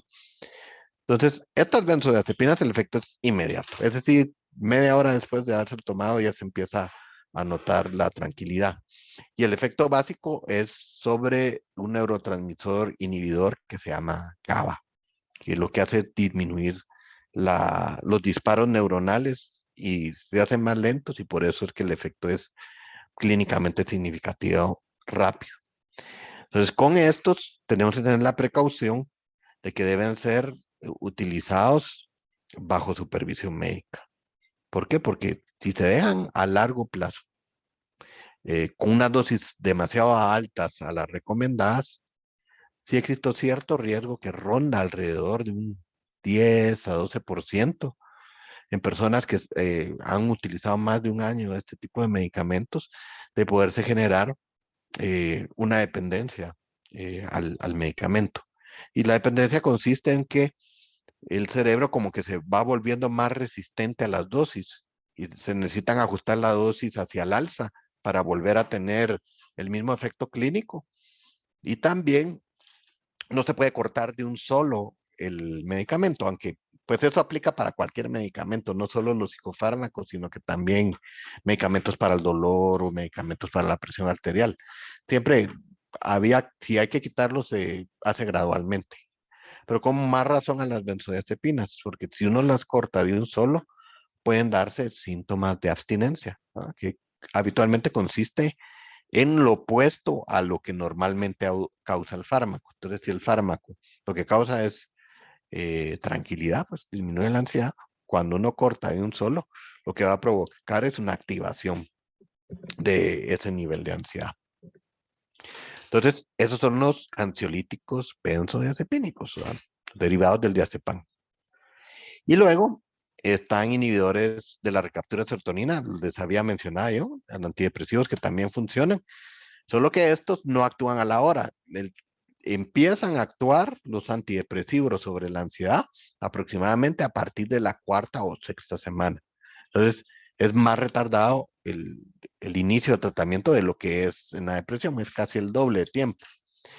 Y otra de las particularidades es que cuando se utilizan antidepresivos para tratar la ansiedad, habitualmente se deben utilizar dosis el doble o el triple de las que se utilizan para depresión. De tal manera que para tratar una depresión me sirve una cápsula de Prozac de 20 miligramos. Para tratar algo de ansiedad, como puede ser un pánico, ansiedad generalizada, yo necesitaré 2 cápsulas para tratarla efectivamente, ¿no? Entonces, las dosis acá en ansiedad tienden a ser mayores de los antidepresivos en general. Pero ¿qué ventajas tienen? Es que un antidepresivo no va a generar dependencia fisiológica, no va a generar esa resistencia al tratamiento, y es muy raro que vaya a generar síntomas de descontinuación así como severos o de ansiedad severos. Media vez se haga la reducción de una manera gradual, ¿no? Entonces, además de antidepresivos, hay otros medicamentos, por ejemplo, la buspirona, que es el Buspar, que solo no es un regulador de la serotonina, pero sin efecto antidepresivo, que funciona para ansiedad generalizada. Y otros medicamentos que se han descubierto como anticonvulsivantes por su primer uso clínico, pero que también pueden ayudar a la ansiedad, que es la pregabalina, es el lírica, que también se utiliza como dolor neuropático. Y otra vez, son neuromoduladores porque tienen varios efectos en el organismo, ¿no? No solo el efecto anticonvulsivante en este caso. Y algunos antipsicóticos atípicos que pueden ayudar a disminuir síntomas de ansiedad. Entonces, ¿qué beneficios tienen las benzodiazepinas? Rápidos, bien tolerados, utilizables en emergencia y ansiedad situacional. Y también reduce la activación inducida por los antidepresivos, ¿no? Puede pasar que cuando uno está comenzando a tomar antidepresivos se sienta más ansioso por el nivel de activación que está existiendo. Si hay un tratamiento combinado con benzodiazepinas, eso no se va a dar porque eh, lo que activa el antidepresivo no va a permitir que se salga de marco la benzodiazepina. Los problemas del tratamiento es que dan sueño, por eso es que la mayoría de veces la dosis mayor la damos en la noche. interacciones con el alcohol marcado, ¿verdad? El alcohol también es un depresor del sistema nervioso central y puede provocar molestias, ¿verdad? O sea, cuando casi siempre, hasta de chiste lo hacemos acá en Latinoamérica, no sé si en Europa pasa lo mismo, pero cuando, ¿saben cuál es la pregunta más común en jóvenes y adolescentes cuando uno está prescribiendo medicamentos antidepresivos? ¿Alguna idea de cuál puede ser la pregunta más común que le hacen a uno? Que si pueden tomar alcohol. Totalmente, esa es la más común. Doctor, ¿puedo tomar, verdad? La respuesta más sincera debería ser no, porque se van a potenciar los efectos del alcohol. Pero una respuesta realista puede ser lo que va a hacer el medicamento es ocupar espacio de trabajo en el hígado, que hace que el alcohol pase más tiempo en la sangre y cueste más tiempo en eliminarse. Entonces, cada trago casi que hay que multiplicarlo por 3, ¿verdad? Es decir, aunque te estés tomando un vaso, realmente el efecto que te va a producir son de 3, ¿verdad? Entonces, tener que tener ese cuidado y realmente no hacerlo por los problemas de manejo y todo, ¿no? Entonces, eh, siempre se les da esa advertencia, ¿no? La dependencia psicológica, a veces piensan que si no pueden estar sin la benzodiazepina, pues se pueden poner mal. O sea que ahí cognitivamente a nivel de psicoterapia hay que trabajarlos. Los síntomas de abstinencia, el potencial de abuso, ¿no? Hay probablemente gente que lo utiliza solo como una droga de tipo recreativo, ¿no? Y por supuesto, si hay depresión y solo damos este medicamento, no es muy buena idea, ¿no? Porque le calmaría la ansiedad, la depresión, pero si no tiene un antidepresivo, no le va a mejorar la depresión. Y a largo plazo, como es un inhibidor del sistema nervioso central, pues puede empeorar los síntomas depresivos, ¿ah? Entonces, eso hay que tomarlo en cuenta. Y pasando a otra clase psicofarmacológica, que son los estabilizadores del ánimo. Medicamentos que típicamente se utilizan en la enfermedad bipolar, pero también pueden ser utilizados en depresiones resistentes a tratamiento y donde necesitamos, además del antidepresivo, combinar con otros fármacos para poder ayudar a la persona a salir adelante de la depresión. Entonces, la definición de estabilizador del ánimo, podríamos decir que originalmente un estabilizador era un medicamento que trataba la manía, es decir, el estado de ánimo acelerado, ¿verdad? Y prevenía su recurrencia.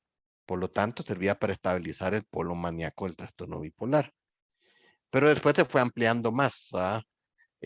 Diciendo, bueno, un estabilizador del ánimo puede ser un medicamento que trate alguna de las fases del trastorno bipolar, ya sea la manía o la depresión, y que al tratarla no induzca otra de las fases, la fase contraria, ¿no? Por ejemplo, un medicamento estabilizador me va a bajar la manía, pero no me va a tirar a la depresión.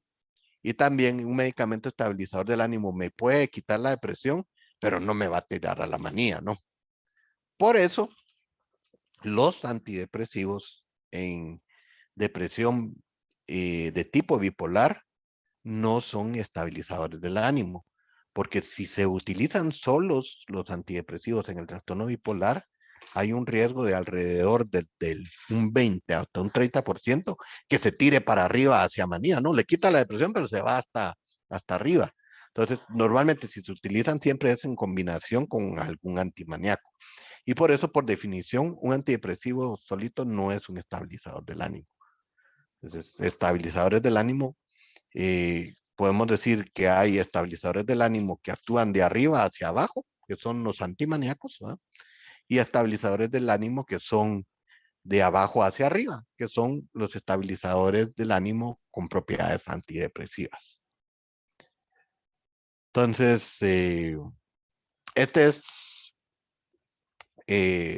un ejemplo de lo que podría ser una línea de la eutimia, ¿verdad? Que sabemos que no es una línea recta, que uno puede ir variando, pero manteniéndose funcional. Y un estabilizador del ánimo de arriba hacia abajo son aquellos que en una manía pueden ir estabilizándose, aplanando esa curva o ese exceso del ánimo hacia un nivel funcional sin tirar hacia la depresión.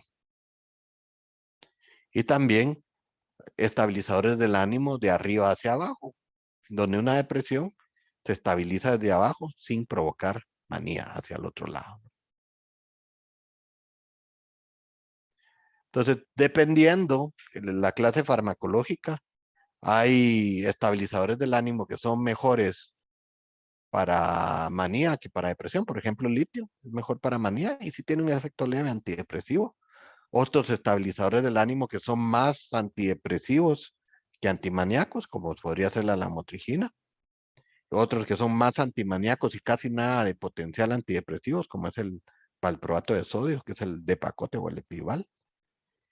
Y hay medicamentos que pueden ser como preventivos a largo plazo, como puede ser la lamotrigina o la carbamazepina, ¿no? Tiene un poquito de las dos cosas.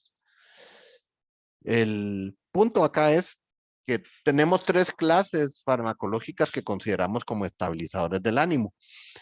La más antigua es una sal mineral, que es el litio, ¿verdad? Y el litio es uno de los medicamentos descubiertos puro, por pura casualidad. Y fue un investigador australiano de apellido Cade, que estaba haciendo una investigación con hámsters utilizando el litio. Y el litio anteriormente se usaba como un sustituto de la sal, ¿verdad? Que no sabían que podía ser muy tóxico, ¿verdad? Pero se utilizaba como sustituto de sal. Entonces él observó, no me pregunten cómo lo encontró, pero que las cobayas o los cuyos que le decimos acá en Latinoamérica, que él estaba tratando con litio para una condición de hiponatremia. Las cobayas que eran más irritables, de repente tenían el ánimo más tranquilo y menos irritable. Entonces se puso a investigar y descubrió que precisamente tenía una propiedad estabilizadora del ánimo y que también descubrió que no era como muy conveniente utilizarlo de sustituto de la sal porque las dosis podían subir mucho y provocar daños renales, ¿no? Entonces, el primero que se descubrió y es un muy viejo conocido donde ya sabemos todos los efectos secundarios que puede tener y sabemos todas las bondades que puede tener. Es de los pocos medicamentos en psicofarmacología que encontramos que puede ayudar a prolongar eh, las conexiones de las neuronas. Tiene un aspecto, podríamos decir, regenerativo neuronal, pues, leve, pues, pero sí lo tiene, al igual que el divalproato de sodio. Además de estabilizadores del ánimo, tenemos anticonvulsivantes que funcionan para la convulsión por el nombre que se les descubrió al inicio, pero también tienen propiedades estabilizadoras, como es el Epival, la Mictal y el Tegretol. Y antipsicóticos atípicos, medicamentos que se descubrió su primer uso para la psicosis, es decir, la esquizofrenia, pero también tienen propiedades de estabilizadores del ánimo. O puede ser la quetiapina, que es el Seroquel, o lanzapina, Ciprexa, risperidona, Risperdal, aripiprazol, Abilify y paliperidona, que es el Invega, ¿no? Entonces, tres clases químicas. Y este es un ejemplo de fármaco donde probablemente el uso vaya a tender a ser crónico, es decir, de años, ¿no? Algunos casos serán de años, algunos otros casos serán probablemente la mayoría de la vida del paciente, dependiendo qué tantos ciclos o qué tan recurrente sean las caídas en depresión o de manía.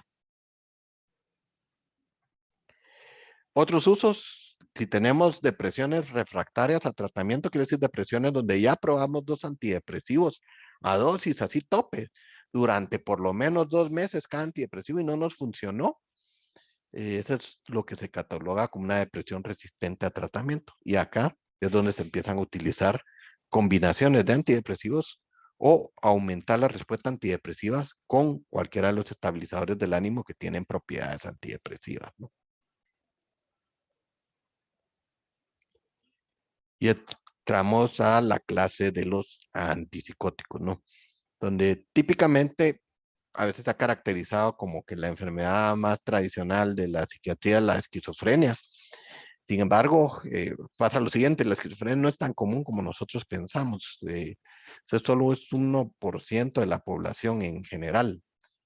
Eh, pero es una enfermedad que como es crónica, pues tal vez impresiona mucho y por ahí se quedó como la Asociación de Psiquiatría con Esquizofrenia, ¿verdad?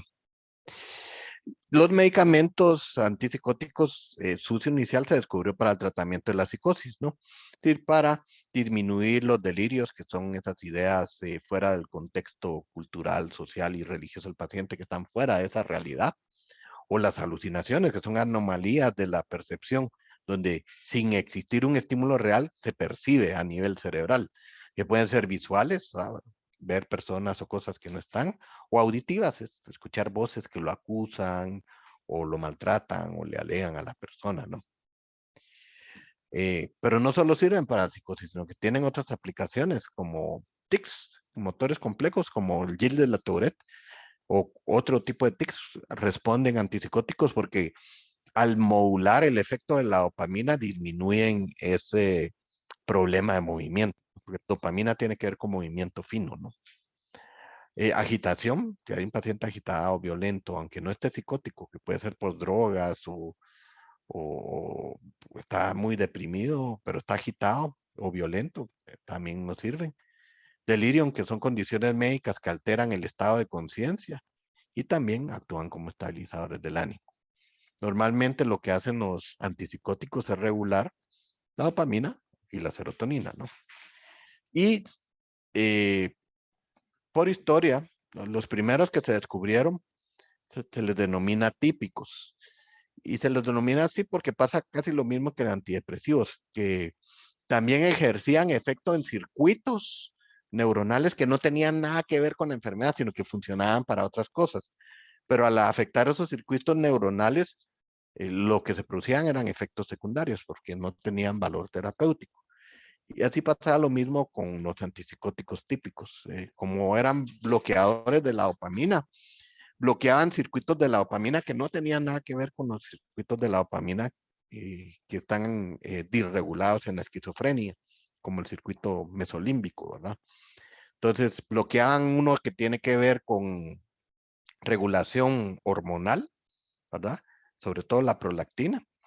Y al bloquear eso, pues provocan aumento de prolactina y efectos secundarios como ausencia de menstruación, crecimiento de las mamas, secreción láctea, ¿verdad? En personas que no están embarazadas, tanto hombres como mujeres, ¿verdad?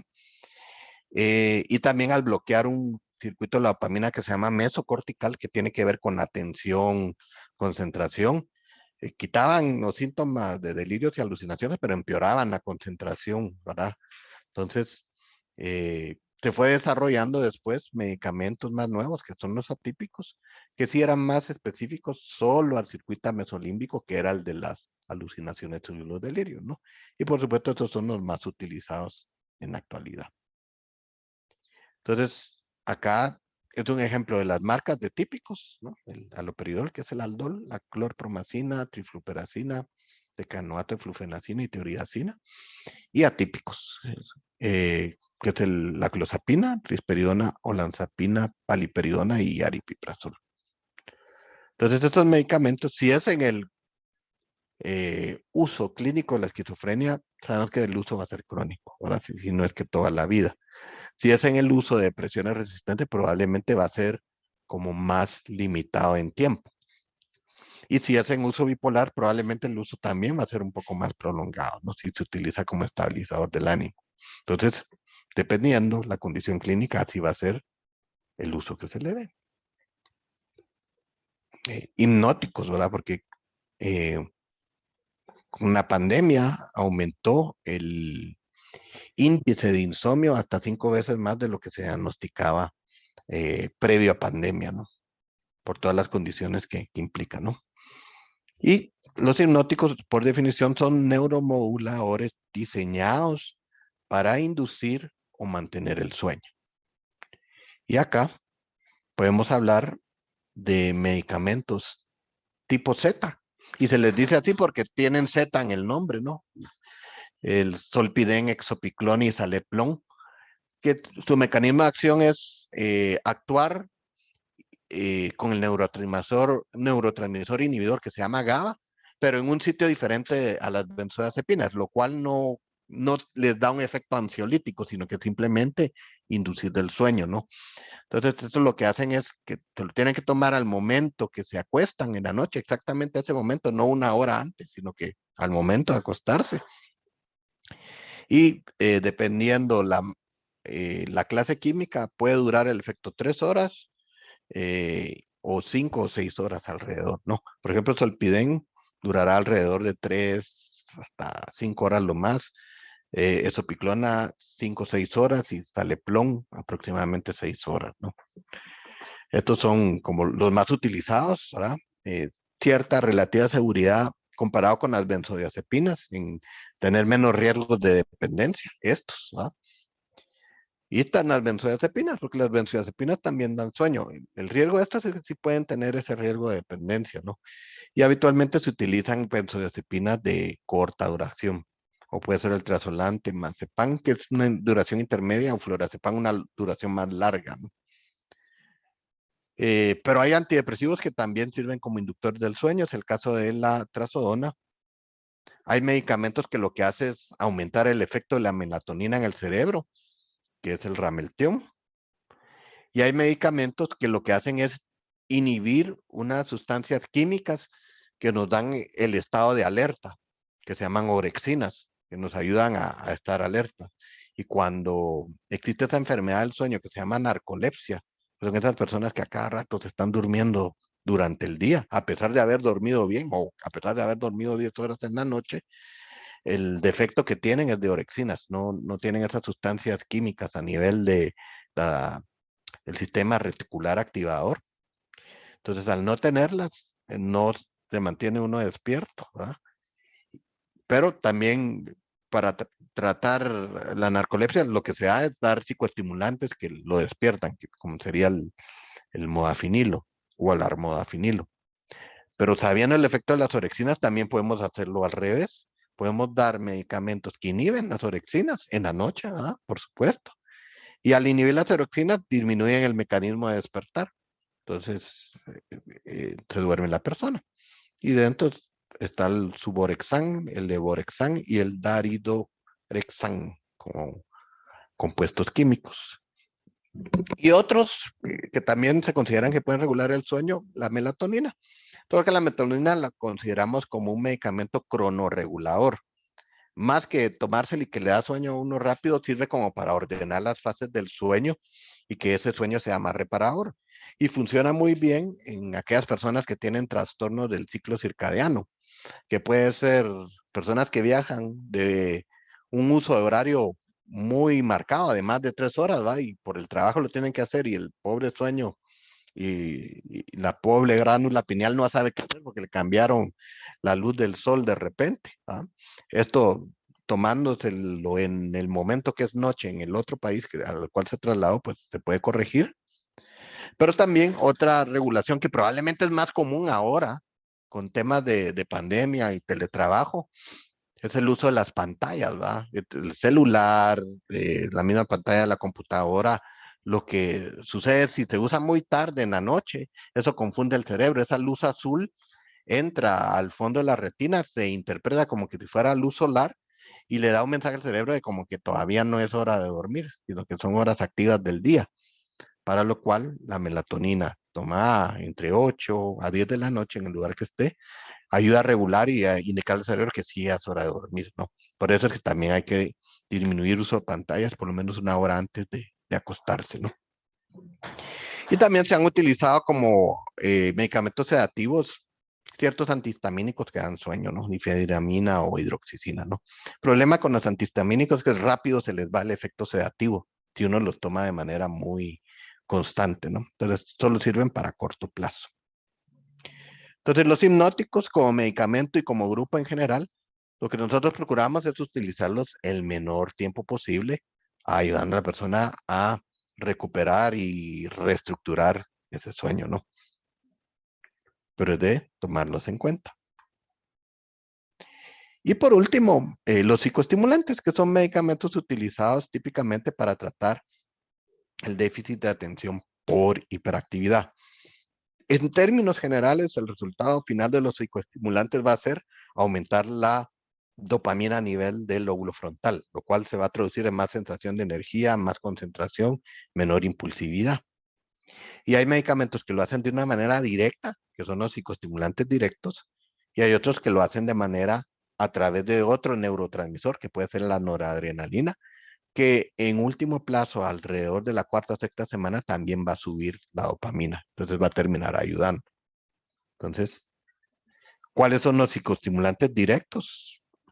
Famoso que todos han escuchado, y es el medicamento más estudiado en psiquiatría infantil, que es el metilfenidato, que es la famosa Ritalina, ¿no? Que puede ser de acción corta. En su forma pura durará 3 a 5 horas. Pero si se le encapsula en un polímero especial y perforado con láser y se libera lentamente a través del tracto gastrointestinal, se puede hacer que dure 8 horas, y ese es el Concerta, que es el de acción larga, que es la misma sustancia, pero el chiste ahí es la cápsula que recubre, ¿no? Hay otros como las destroanfetaminas, que son de acción corta igualmente, como el Dexedrine, o de acción larga, como el Vyvanse. Y hay sales mixtas de anfetaminas que normalmente tienen combinación de metilfenidato y dextroanfetamina al mismo tiempo. La idea es tener una mayor estimulación en aquellos niños tan más graves el déficit de atención, que puede ser de acción corta, como esta marca que se llama Adderall, o de acción larga, que es Adderall de liberación sostenida. Esos son los directos, ¿no? El efecto de los directos es rápido. En la primera semana de tratamiento ya se nota una mejoría. Tienen más efectos secundarios que los indirectos, porque estos pueden cortar el apetito, causar dolores de cabeza, molestias gastrointestinales, ansiedad, y como son estimulantes dopamínérgicos, a veces tics, ¿verdad? Y otro efecto secundario que a veces los papás se preocupan mucho, pero aunque no es tan significativo, es la disminución en la tasa de crecimiento. Que sí es cierto, el efecto de la dopamina hace que se cierre un poquito más rápido las placas de crecimiento de los huesos, pero eso longitudinalmente hablando, en un seguimiento de 7, 8 años que se les da a estos niños, la disminución de crecimiento a su estatura final puede representar alrededor de medio centímetro, ¿verdad? No es que se queden súper chiquitos, pero sí, probablemente si lo necesita usar mucho tiempo, vaya a ser alrededor de medio centímetro menos, ¿no? Ahora, los no estimulantes, o los que llamamos indirectos, cuyos representantes son atomoxetina, que a través de la generación de noradrenalina se va a regular después la dopamina, y alfa-2 adrenérgicos, que también promueven la noradrenalina, como la clonidina, la guanfacina, y eso regula la dopamina. Antidepresivos tricíclicos, como puede ser la desipramina, y antidepresivos que solo actúan sobre dopamina y noradrenalina, el famoso bupropión, que también sirve para dejar de fumar, ¿no? Ok. Y por último, les voy a presentar un caso clínico. Es un caso de, que se le ha cambiado un poco los datos, es una mamá, para prestar la confidencialidad, de 40 años de edad, un papá de 44 años, que tienen 2 hijos de 19 y 14 años de edad. La madre tiene historia de trastorno de pánico y una condición que se llama globo faringio, que siente que como que tuviera un tumor o algo de repente y que no pudiera tragar, ni siquiera pasa la saliva. Entonces esto aumenta las crisis de pánico. El padre con historial de trastorno de déficit de atención por hiperactividad, abuso de alcohol y depresión. Hay un hijo mayor con historia de déficit de atención. Y el motivo de consulta fue con la nena más chiquita, que es la de 14 años de edad, con el cual empieza a tener muchos choques, ¿verdad? Ambos padres con ella, ¿no? En el cual hay irritabilidad, peleas, y pues finalmente ellos se preocupan que va bajando en rendimiento académico, se va aislando, tienen miedo de que se esté deprimiendo, y es que deciden consultar por ella, ¿no? En la evaluación inicial, lo que se descubrió es que una escala de funcionamiento global y relacional familiar de 40 puntos, ¿verdad? De 0 a 100, recuerdas, entre más bajo es peor. Un ciclo negativo de echar las culpas entre ellos como pareja. Y un ciclo negativo de echar las culpas entre la madre y la hija, y de protesta evitación entre el papá y la hija, ¿no? ¿Verdad? Actualmente es más explosivo entre madre e hija, las dos peleaban y reclamaban, y entre el padre y la hija, el papá buscaba, trataba de componer el asunto, pero la hija se se retiraba o se replegaba. Entonces, la intervención inicial acá fue referencia a otro colega que es especialista en tratar adicciones, el trastorno de abuso de alcohol, y que también se trató el TDAH. Fue tratado con un antidepresivo que se llama mirtazapina, que también terminó un poco los cravings o los antojos del alcohol, y con Concerta, que es un tratamiento para el déficit de atención. Se trató a la esposa, la traté yo con trastorno de pánico, con inhibidor de la recaptura de serotonina. Se inició terapia focalizada en las emociones. Antes de darle terapia individual, por ver cómo estaba, decidimos darle terapia pareja. Inicialmente ellos recibieron el taller y interesantemente el taller les sirvió para tener fe en la terapia pareja, porque ellos ya habían recibido terapia de pareja previamente con un colega, ¿ah? Y no les gustó. Después la recibieron conmigo, es una pareja mía, pero en mi etapa pre-FT, porque cuando era más cognitivo-conductual, antes les di estrategias cognitivos conductuales, pero no, como que no, al final no les sirvió mucho, ¿verdad? Y después que recibieron el taller, yo les dije y les estuve tratando de convencer por varios años de que recibieran terapia de pareja, y les dije que iba a ser diferente. Bueno, ya hacía FT, pues ya con el taller Hold Me Tight, pues se convencieron y empezaron a hacer terapia de pareja y fueron más permeables cuando se presentó el problema de la chiquita a recibir terapia focalizada en las emociones familiar. Y esta pues la refería porque definitivamente era mejor trabajar en equipo, ¿no? Que por cierto se la refería a Norma acá presente, ¿no? Entonces, si bien es cierto, el caso no se ha resuelto, todavía sigue. Yo me puse a revisar escalas y interesantemente, lo que vi en escalas hasta el momento sí hay tendencias a la mejoría. Todavía nos falta, pero sí cierta tendencia, ¿no? Por ejemplo, acá hay 4 escalas, ¿no? La escala de funcionamiento global, la escala de la ansiedad de la mamá, la escala de ansiedad, de depresión el papá, Montgomery y Asberg, y la escala de incidentes de alcohol, le llamamos cuando, porque el papá tomaba y había alguna pelea así grave en la casa entre los hijos, la mamá o el papá bajo el efecto del alcohol, de los tragos, ¿no? Entonces, miren el funcionamiento de la escala familiar, ¿no? Teníamos 40 al inicio. A las 10ª semana de tratamiento, subí un poquito, ya como un 45. A las 16 semanas, no es óptimo, pues, está en un 60, pero ya no es un 40, no ha ido mejorando.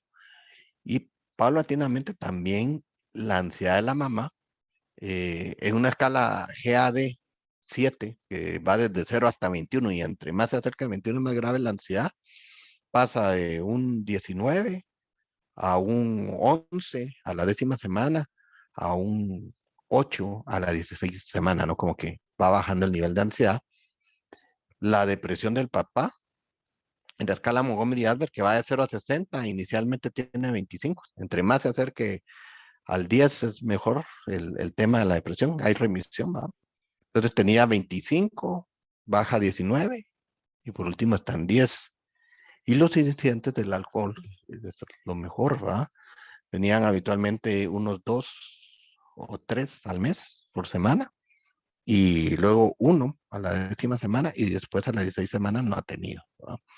Entonces, es un ejemplo de cómo eh, un tratamiento pues, combinado, por supuesto, y tratando cada dimensión, pero viendo tanto a la pareja o a la familia o a la persona como un todo, pues no solo como el efecto del cerebro o no solo como el tema de percepciones o relacional, sino que considerando todo a la persona como un ser humano completo, ¿verdad? En todas sus dimensiones, pues acá yo les dejo la propia conclusión, ¿no? Entonces, ¿será que podemos considerar el tema de psicofármacos en conjunto con el EFT como algo que debe pelear, que cada quien jala para su pozo?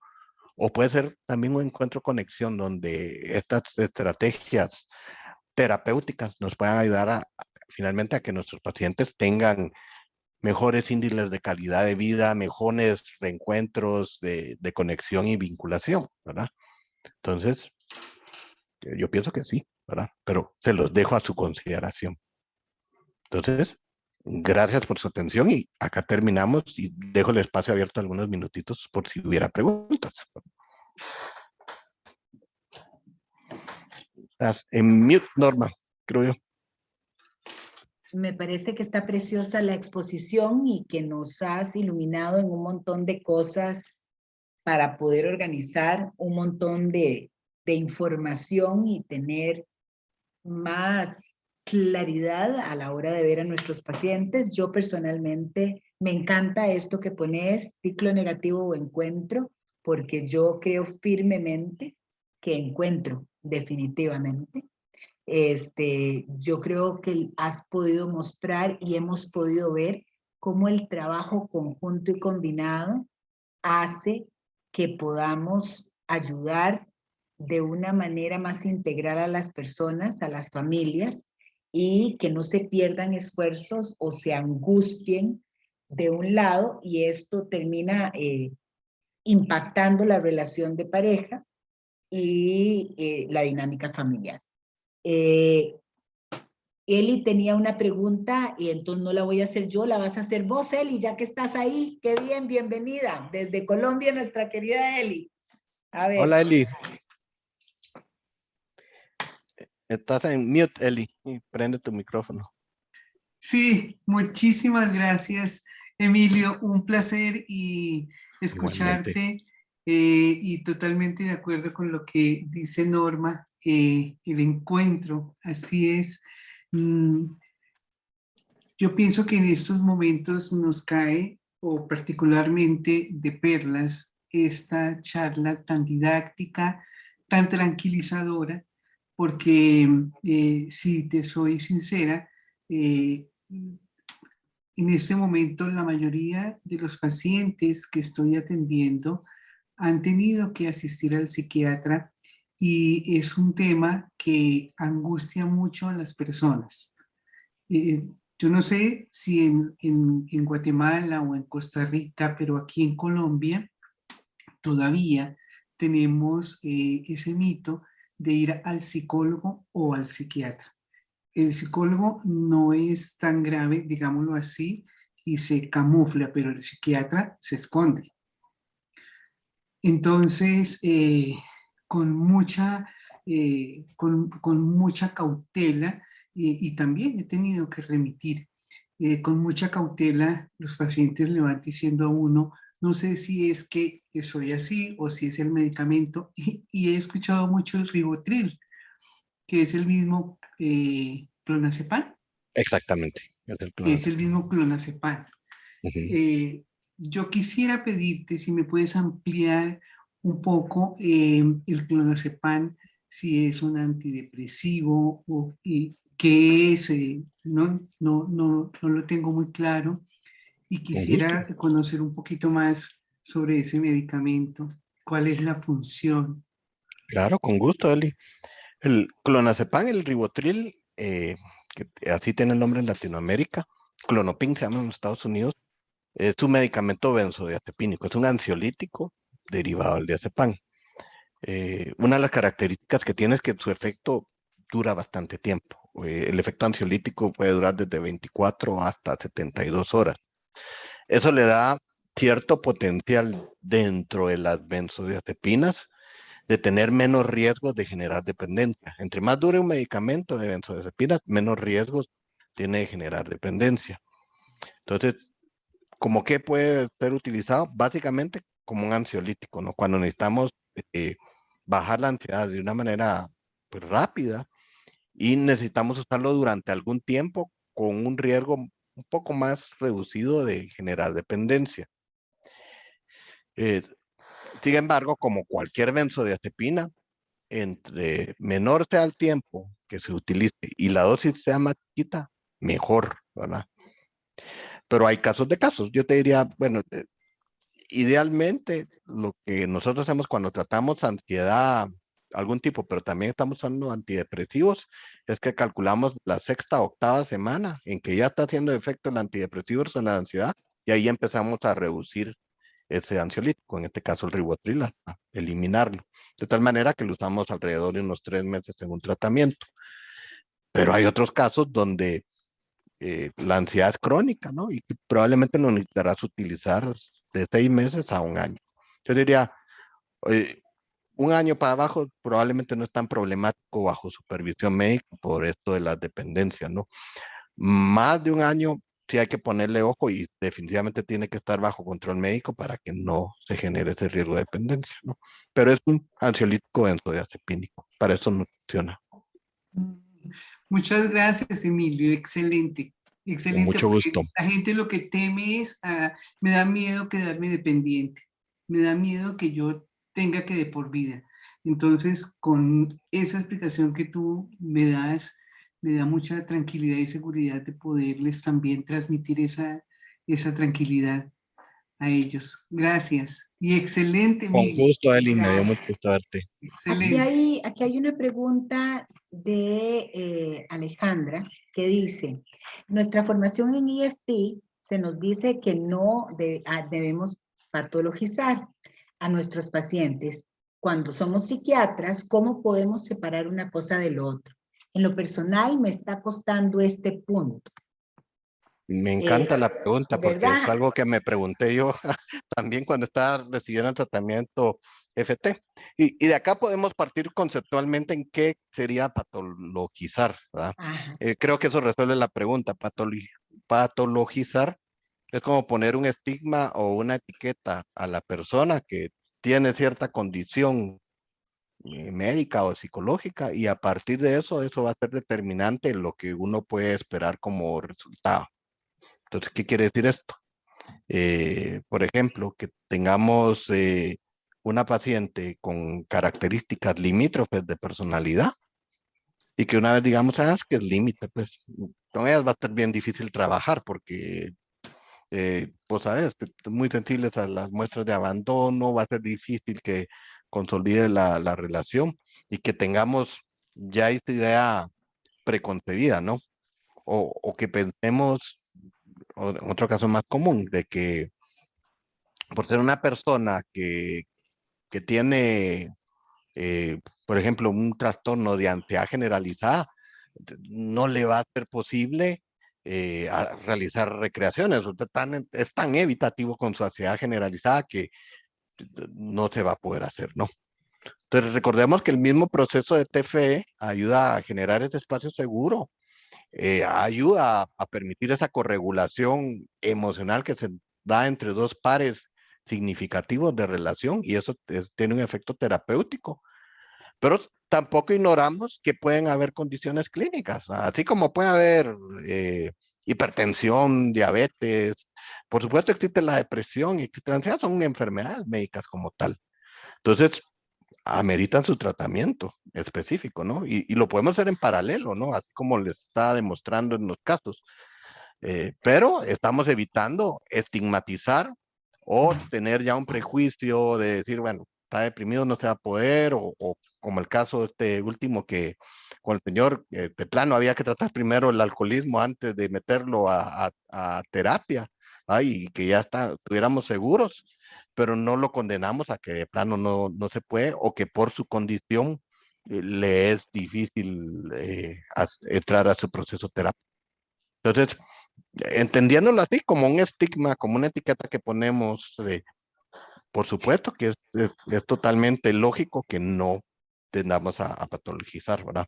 Y la otra es pues no tratar de ver enfermedades donde no las hay, sino que siendo como muy profesionales en eso, ¿no? Ahí ahorita dice, no se busca eliminar el tratamiento médico. No. Claro que no. No. Existe lo que hemos estudiado.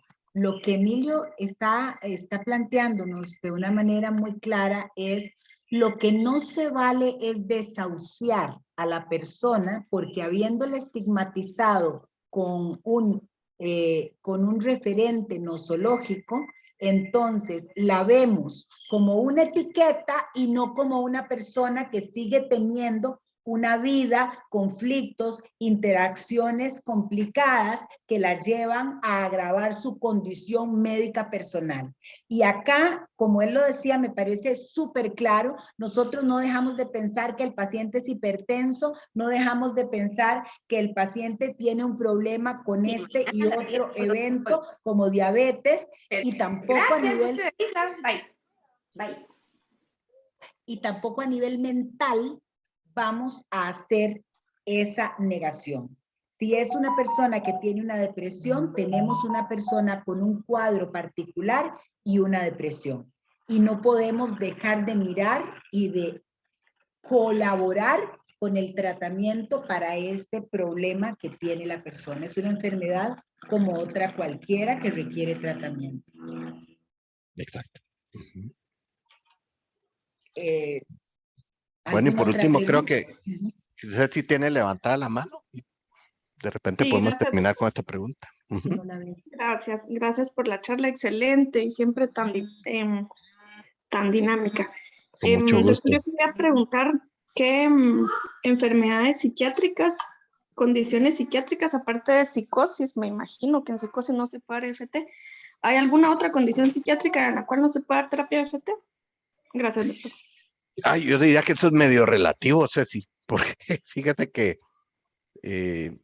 a nivel personal me ha tocado dar terapia con todo el espectro autista, ¿verdad? De alto funcionamiento, por supuesto, pero y que uno pensaría en principio no se puede, pero creo que se puede, ¿verdad? En el sentido media vez, la condición de base que tiene le permita ese aspecto comunicativo y de cierto contacto a nivel emocional, ¿no? Incluso con psicosis, porque recuerde, usted que es psiquiatra sabe que pacientes que padecen de esquizofrenia, pues no siempre están psicóticos, ¿no? Y de hecho, para suerte de nosotros, muy probablemente la mayoría de su tiempo no están psicóticos, ¿verdad? Entonces, esos son los espacios donde aprovecharía, ¿no? ¿Verdad? Como para estar. Me recuerdo mucho haber escuchado una conferencia en video, por supuesto, no la escuché en vivo, del doctor Víctor Frank, y él decía, cuando tenemos un paciente con esquizofrenia, ¿verdad? Probablemente lo limitado que tiene hacia afuera es la expresión del aparato psíquico, cuando está la psicosis activa, pero eso no quita que por dentro está ese aspecto del nos o el soma, el aspecto espiritual de la unión con los demás, que está intacto y que tal vez en ese momento la envoltura psicógena pues lo tiene nublado, pero media vez se recupera o se estabiliza esa envoltura psicógena o la psique, pues nos descubrimos como seres humanos con esa persona, ¿no? Y yo pienso que es totalmente válido, ¿no? O sea, sí hay condiciones que si están activas, pues por supuesto no se puede hacer terapia, pero ninguna terapia, ¿verdad? Pero ya en estabilidad, claro que se puede hacer, ¿verdad? Entonces es relativo, Ceci, ¿verdad? Dependiendo el estado actual de la condición, ¿verdad? Gracias, doctor. Y recordando que en realidad lo único que, a ver, lo que necesitamos tener en mente siempre, como dijo inicialmente Emilio, es que necesitamos tener un espacio seguro para poder hacer la psicoterapia. Si hay algo activo que pone en riesgo o en peligro esto, tenemos que detenernos. No es que no se puede hacer, es que en este momento particular, en estas condiciones específicas, no estamos pudiendo intervenir porque la situación momentánea no permite que se dé ese espacio seguro para hacer la intervención, donde estamos abriendo en términos de emociones a las personas y quizás no tienen la capacidad para lidiar con ese proceso en esos momentos. Lo que no Excelente. perdemos es la confianza y la fe en trabajar con nuestros pacientes, no importa su diagnóstico. Así es, así es. Bueno, Emilio, sin palabras, gracias por iluminarnos, mucho por gusto. instruirnos, de verdad. Con mucho gusto y qué bien compartir con esta comunidad que cada vez somos más y vamos creciendo, ¿verdad? Entonces, un abrazo a todos, ¿verdad? Y mis mejores deseos en sus actividades y éxitos, ¿verdad? Muchas gracias. Nos vemos, vemos. en abril. Chao. Muchísimas Gracias. gracias. Un abrazo. Chao, Norma. Hasta luego. Chao, Emilia. Chao. Bye. Chao. Chao.